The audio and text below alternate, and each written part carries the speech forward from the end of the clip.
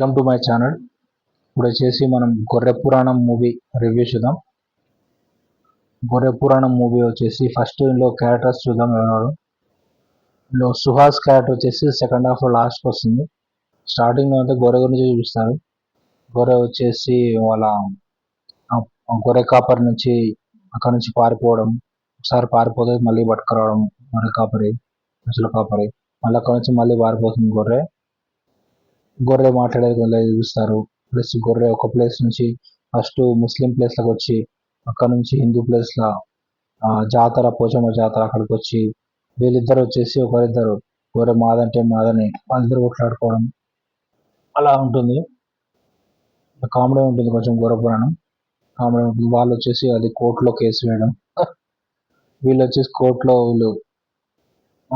వీళ్ళు గొర్రెని తీసుకుంటే మీరేం చేస్తారు, వాళ్ళైతే బలిస్తారంటాడు. వీళ్ళు ముస్లిం వాళ్ళు వీళ్ళు కూడా వాళ్ళు కూడా బలిస్తాం అనేది అంటారు.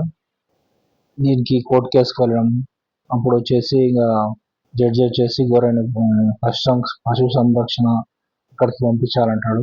వాళ్ళు ఒప్పుకోకపోవడం, అప్పుడు గొర్రెను వచ్చేసి ఇంకా జైల్లో వేయడం అలా ఉంటుంది. గొర్రెకి శిక్ష విధించడం. అప్పుడు హీరో వచ్చేసి హీరో దగ్గర గొర్రె ఉంటుంది.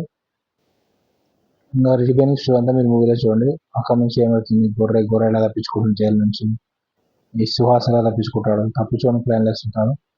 క్లైమాక్స్ లో గొర్రె వల్ల కొంచెం స్టోరీ ఉంటుంది. మళ్ళీ లాస్ట్ సెకండ్ గొర్రె పురాణం 2 అని కూడా చూపిస్తారు. ఇలా ఉంటుంది టోటల్ స్టోరీ అయితే యావరేజ్, కొంచెం కామెడీ ఉంటుంది లైట్ గా. ఈ మూవీకి రేటింగ్స్ వచ్చేసి 3 out of 5 ఇవ్వచ్చు. Subscribe to my channel to see the movie reviews.